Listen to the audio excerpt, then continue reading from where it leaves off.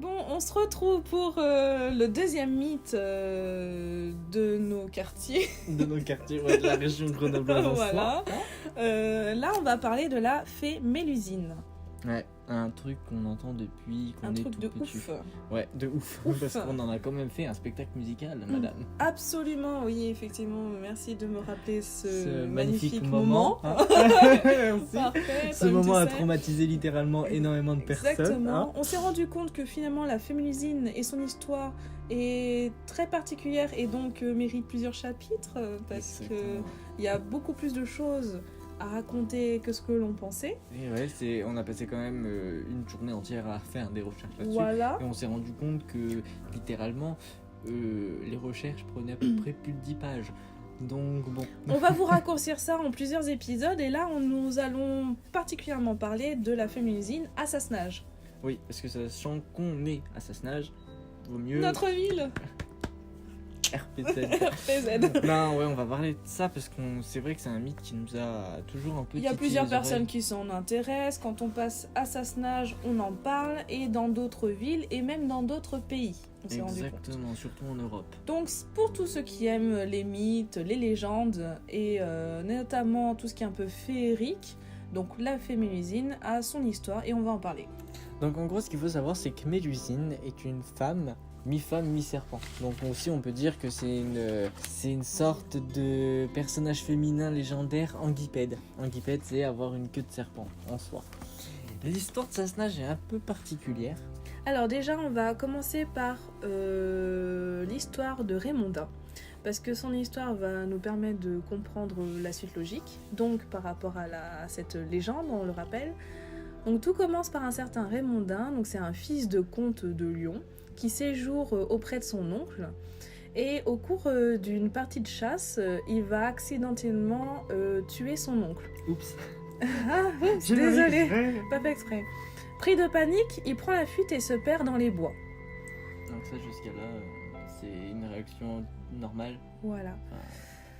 En se perdant dans les bois, au détour d'un chemin, il va près d'un ruisseau d'eau et il rencontre une magnifique jeune femme, donc la fée Mélusine, dont il ne sait pas encore que c'est une fée. À savoir, entre parenthèses, elle est ensorcelée par une malédiction à cause de sa mère, Persine. Qui est vachement sympa. Ouais, vive la maman. Hein. Là, on est Là sur ta mère, elle est sur côté le top, familial. top 10. C'est obligé. La merdigne. Et ce qu'il faut savoir, c'est que Mélusine, en gros, était cette condamnée, voilà, par une malédiction à se transformer tous les samedis en créature, donc mi-femme, mi-serpent, jusqu'au dernier jour de sa vie. Moi, jugement dernier. C'est totalement bien dit. Alors, il y avait une condition quand même pour la durée de ce châtiment, c'est qu'elle pouvait peut-être contourner cette malédiction en épousant un chevalier promettant à ne jamais chercher à percer son secret. Donc Mélusine, voyant Raymondin dans cette fuite interminable, et lui propose donc en échange d'un mariage pour qu'il puisse... Tu puisses contrer la malédiction en soi. Oui, voilà. Mais ce qu'il faut savoir, c'est que Raymondin, elle vient de tuer son oncle. Donc il avait à peu près des dettes, quoi. Voilà, à peu près des dettes. Et ce qu'elle lui a dit, exactement, en gros, elle lui a promis exactement, tu te maries avec moi, sans lui dire qu'en gros c'était une sorte de lézard bizarre. Hein. C'était vraiment une malédiction, elle pouvait pas en parler. Elle lui a dit, tu te maries avec moi et tout, en gros tes péchés seront effacés, tu vas avoir des terres, tu vas avoir une descendance. Elle lui a promis la lune en fait. C'est ça. Ce qu'il faut savoir, c'est que ça fut le cas.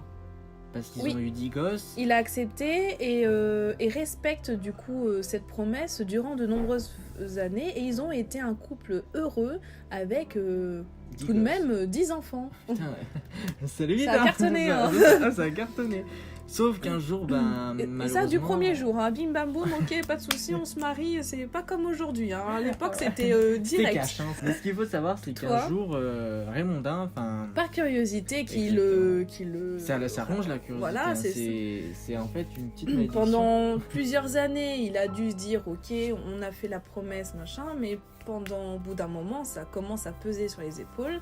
Et Raymondin perce un trou dans la porte de la chambre de son épouse et découvre du coup, enfin ce jour-là, dans son bain, le moment de sa mutation. Tragédie, Mélusine s'envole par une fenêtre du château de Sassenage pour trouver refuge dans les cuves de Sassenage.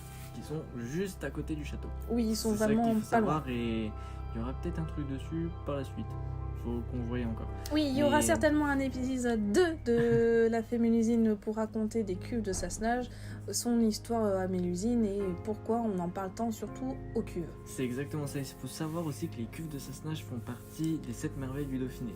Oui. C'est un peu comme les 7 merveilles du monde, mais dans le Dauphiné. Voilà, en fait. à Grenoble, il faut savoir que quand on propose les infos touristiques de Grenoble, on propose souvent d'aller visiter les cuves de Sassenage, qui est vraiment très intéressant à voir. Oui, surtout si vous êtes curieux. Niveau culturel, et du coup, il y a le côté légende, donc aussi. c'est assez sympatoche. Ce qu'il faut savoir, c'est qu'aussi Mélusine, après que son mari l'ait découverte ainsi, elle survolait en gros la région pour veiller sur sa descendance, parce qu'elle avait quand même 10 pour gamins. surveiller, c'est ça. Et 3 jours avant qu'un malheur n'arrive à l'un de ses descendants, elle poussait un hurlement pour les avertir. 3 jours avant. 3 jours avant, c'est quand même sympa, hein. Voilà. Enfin, moi, Après, la Fée Mélusine a été surtout connue aussi pour les naissances. Oui, en gros, la Fée Mélusine, avant cette histoire, était connue en gros pour présider les naissances, les divinités celtes, et aussi pour prévenir de la mort d'un de ses descendants. Elle avait plusieurs cartes en main. Exactement. Et bien sûr, c'était quand même une bonne maman, malgré ce qu'elle a eu comme mère. Elle s'occupait de ses 10 enfants.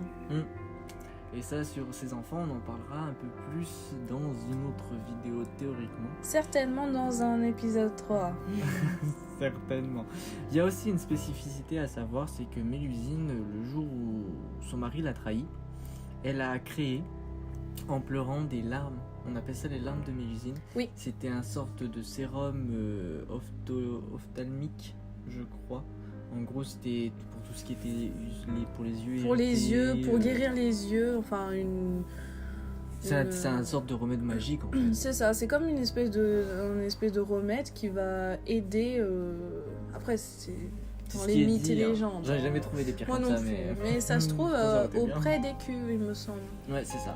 Vers les Ce qu'il rochers. faut savoir aussi, c'est qu'aux cuves, on a quelques bassins et quand malheureusement, cette histoire s'est passée, Mélusine s'y est réfugiée. Et pleurait toutes les larmes de son corps. Exactement. Donc pour certains, ça a créé le furon. Oui. Pour certains. Et pour d'autres aussi, vu qu'il y avait des bassins, chaque bassin avait sa fonctionnalité. Donc un c'était pour les moissons, l'autre c'était pour tout ce qui était je sais plus trop quoi, enfin les récoltes. Oui, tout et ça. notamment pour les moissons, on disait que si en gros le bassin était rempli, la c'était moisson une bonne allait être moisson. bonne. Voilà, c'est et ça. s'il était vide ou voilà, pas c'est que ça bien allait pas être rempli, super. ça voulait dire une mauvaise moisson pour l'année. Exactement. Et c'est vrai que Donc ces elle était un mythes-là, ces peu légendes-là, aussi c'est prédictrice, quoi. ouais, c'est ça. C'est que on a toujours entendu ça et c'est vrai qu'en ayant des lieux comme ça où on voit vraiment les bassins, on peut presque limite les toucher, c'est vrai que ça rend la chose vachement concrète en fait. Si t'y penses. On se demande si vraiment c'est un mythe, parce que vraiment on a envie d'y croire, tellement il y a de détails, tellement il y a d'histoires sur elle. Et encore une fois, on y reviendra, mais elle n'a pas été qu'à Sassenage. Hein. Là, on vous parle du coin de Sassenage, mais elle a été dans d'autres lieux et dans d'autres pays. Exactement. Après, moi, ce qui me semble bizarre, c'est quand même qu'il y ait son emblème sur l'emblème Sur du le château. Ah oui, sachant que ce château, il a été construit en 1660. C'est ça, 1660. Et l'histoire de Mélusine commence en 1140. À peu près. Donc, voire bien avant par rapport aux légendes. Bon, après, on part du latines, principe que c'est une fée, donc elle ne meurt pas. Enfin, elle dure théoriquement. longtemps. Elle dure très longtemps, mais voilà, on peut se dire. C'est vachement bizarre et c'est vrai que ça donne vachement envie d'en savoir plus. Donc elle a vraiment beaucoup d'histoires du fait qu'elle est immortelle. Exactement. Bon, on va pouvoir se retrouver dans un prochain épisode qui va certainement être celle de la cachette de la fée Mélusine.